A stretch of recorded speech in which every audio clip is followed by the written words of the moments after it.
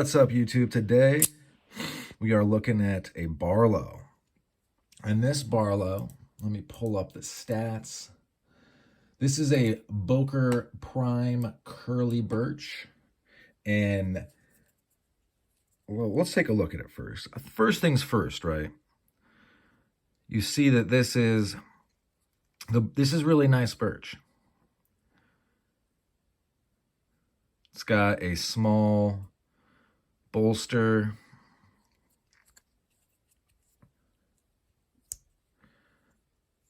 Oops. And it is extremely crisp on the snap. You can see the Böker Solingen right there. And then it is N690 steel, which is basically 440C. I think it's a little bit easier to sharpen than 440C because it doesn't have some of the big carbides. That's what I read.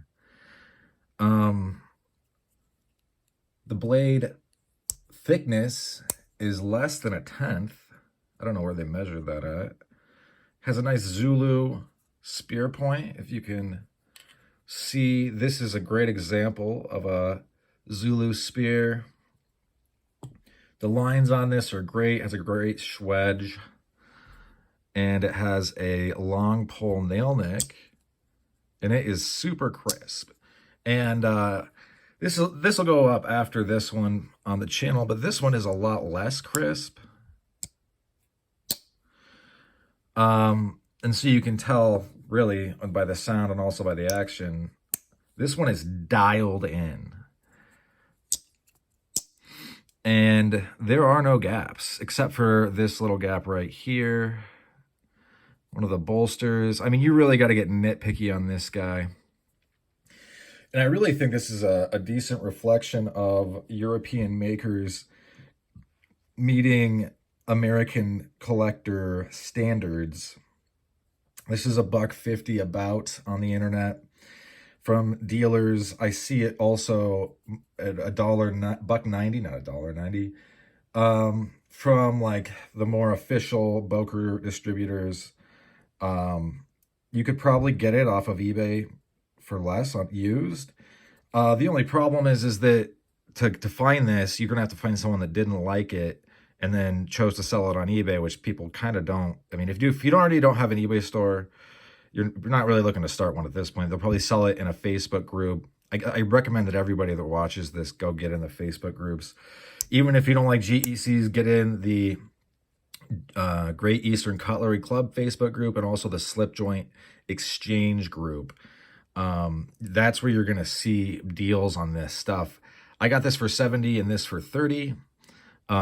This is exceptionally good and makes me think the Barlow Primes are totally worth it, honestly. And if someone was like, seriously, I want to get a GEC, but I can't because, of all the reasons of I have a job, I don't sit on my computer like a weirdo knife collector.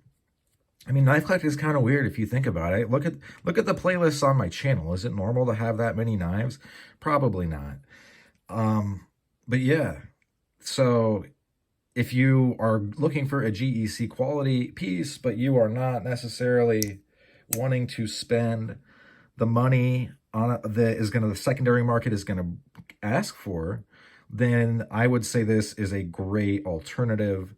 Granted, they're not gonna, this is a Barlow. It's a very specific knife. I would say it's a very useful knife. There's a reason people love it. The one-bladed Barlows are especially popular.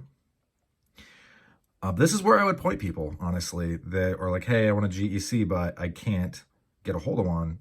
Okay, well, go get a Barlow Prime, Böker Barlow Prime. And I would also recommend in Curly Birch because this is really amazing.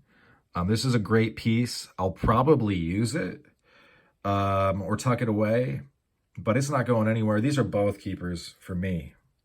But anyway, hopefully this helped if you're trying to make buying decisions. Let me get a measurement in real quick. And the chatoyance of the blade's pretty good. It's not jaw-dropping chatoyance. That is to say, the way that Wood can reflect light, but it's pretty good. So if you're looking for a GEC alternative, or you're looking for a standout piece of cutlery, I would point you here. And yeah, that's about all she wrote for this one. Thanks for sticking with me, and hope you folks have a good rest of your day. Bye now.